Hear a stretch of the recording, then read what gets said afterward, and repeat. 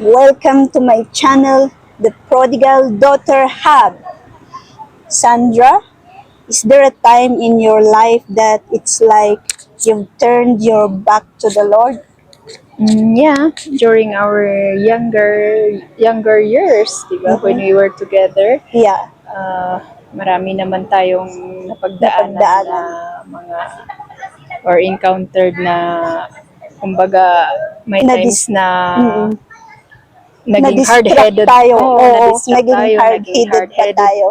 Yeah, and at some point, somehow, naging na-realize din naman natin na, ay, mali pala yun. Mm, So, at least, kahit papano, naging meron tayong natutunan na lesson doon sa tama. pagdaanan natin na tough years. Mm, I mean, anong tawag doon? Naging setbacks ba? oo. Setbacks ba yun? Mm. At Yung least, parang naging prodigal tayo oo, sa yun. Diyos, Meron. sa Ama nating Diyos. Ay, hindi lang yun. Mm. Naging hard-headed tayo. Meron ay sa mga magulang. Yeah. Sa magulang natin. Oo. Ano pa? Pero at least, na-realize pa natin na mali pala. Mali yung ginawa natin na yun. At saka at least, tinama. Tinama ba natin? Oo. Yung nag-grow tayo. Oo. Nag-grow tayo ngayon. Parang nung past, para tayong kulang pa sa pag-iisip. Ikaw Ano lang. ba yun? Ano ba yun? Yung parang kulang yung maturity natin. Oo. And then, ngayon na, nung marami na tayong napagdaanan, nakita natin yung mga mali na dapat nating itama ngayon, ganun. Oh, at importante natuto tayo, 'di ba? So Yeah. we had learned so much things like lessons Yeah. at so ngayon pinapractice ko din na yung uh, gawing mas pa-strengthen or gawing mas strong pa yung relationship kay God. God.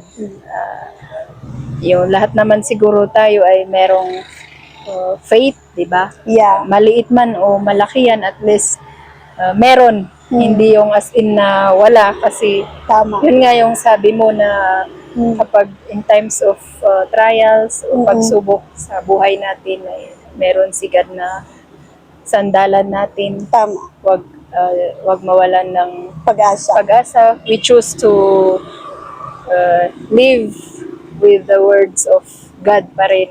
Yeah. And yun. Importante talaga yun. Tsaka, yun, nung nagkakaroon tayo ng trials, mas lumalapit pa tayo sa Panginoon ngayon. Oo, and ano yan yung pagiging faithful Yeah. pala is ang masasabi ko ay naging malaki talaga yung naitutulong niya sa akin. Yeah, that's Kasi right. mukha man akong walang faith pero mukha man akong walang Mukha lang.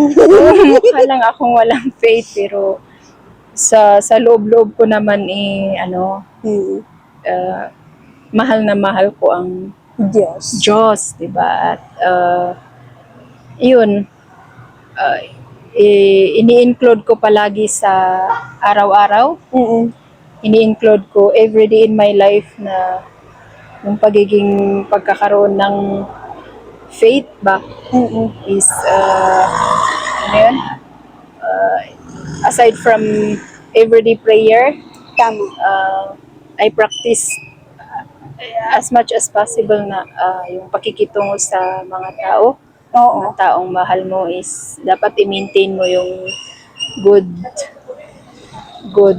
Character. yeah, yeah, And attitude, right character. conduct.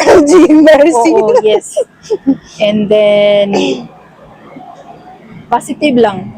Positive outlook lang. sa mga certain situations, kung ano man yung Mm, sitwasyon na tama.